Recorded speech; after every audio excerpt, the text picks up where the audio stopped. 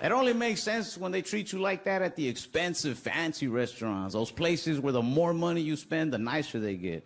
Especially the servers in those places, man. When they're trying to earn a fat tip, they'll be so nice to you, you almost feel like they're trying to have sex with you a little bit. You know, you'll be like, yo, can you bring us another round of drinks and another order of that appetizer? They're like, yeah, of course. That's a smart choice. You're a wise man and you have kind eyes. I'm a sucker for it, too. I'll be like, yeah, I do all right. There's more gratuity. It's not like that with fast food. With fast food, it's like the more food I order, the madder they get. We were on our way to a house party once, and we stopped at a McDonald's and ordered 100 McChickens. I could see the cook behind the counter. He had this look on his face where you could tell he didn't want to have sex with me at all. Anytime I'm in a different city and I want to look for something good to eat, I never go on like Yelp or TikTok. I just watch the news. I wait for them to be like, local man shot at taco stand tonight. I'm like, that's the spot. I'll go that same night. Because you know there's not going to be a line. I'll go up there like, yo, is this where that guy was shot? Whatever he had, I want 6 of those. Or I'll go to like the corporate junk food places too. I just don't like when their customer service is too good. Like if I go to somewhere where I'm not spending that much money and they're being super nice to me, it gets uncomfortable. Like at those Chick-fil-A's. And I'm just like, all right, thank you for my chicken sandwich. It's my pleasure. Yeah? This is what does it for you. One thing I like about traveling is going to different cities and trying, like, the junk food that's famous out of that city. But, like, their local stuff, you know, from the hole-in-the-wall, family-owned type businesses. That's where the best junk food always comes from. I've also noticed that every city's the same in the fact that the best junk food always comes from the ghettoest neighborhoods. It's weird. It's like the more people that have been shot in a place, the better the food gets. I don't even think it's anything they do to the food in particular. I think it's just the fear. Like knowing you can get shot at any second, it makes you savor it more. You're like, this might be my last. Sometimes I'll be having so much fun, I'll drop my guard. And then I'll eat food that's so good, it'll remind me to stay on my toes. You know, it's like 2 a.m., you leave the bar, you go to some late night burger spot. You're just like, damn, this burger's good. A little too good. He's like, second, nobody gets naked on my bus. That's when I was like, I overpaid for this trip. He scared the hell out of me when he said that because there was only 3 of us on the bus. I was like, sir, do you know these 2?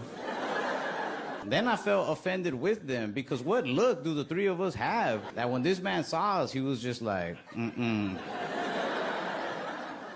These are some little sluts right here. I better make an announcement.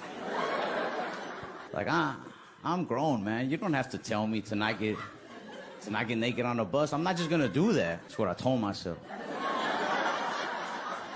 But I'll be honest, like 20 minutes into that ride, I was sitting there like, don't get naked on the bus. I looked back at those other 2 guys, I was like, hey, he can't tell us what to do with our bodies. I've been fortunate enough to get to travel a little bit, which is cool. I took a $25 bus ride from Dallas to Houston one time. It's like a 4-hour drive. I remember thinking, man, $25 and they take you to a whole other city? That's a great deal. Then the driver started screaming at us. I started to understand the pricing a little more. He was like, 2 things before we get going on this drive I want to make very clear. 1, there's no smoking of any kind on my bus. Do not smoke. I don't care who you are. No smoking. I was like, all right.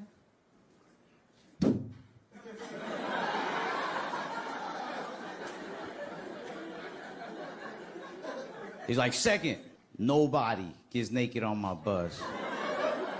That's when I was like, I overpaid for this trip. He scared the hell out of me when he said that because there was only 3 of us on the bus. Anytime we go to bars, he's always starting bar fights, which honestly I like. It's a win-win for me. Because if he wins the fight, I could just go up to girls like, that's just how we do. We're related, so I could also do that, you know?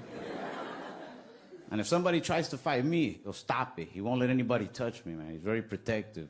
There was one time I got into a fight at a bar, and he tried to come save me, but we got surrounded by a crowd, so he couldn't get through. He was just trying to coach me from behind the crowd. He's like, Ralphie, you got to slip the jab, Bob, weave.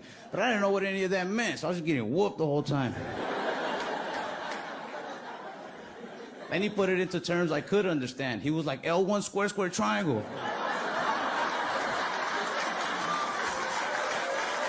It was like, now do L1, R1 at the same time. I was like, Hadouken.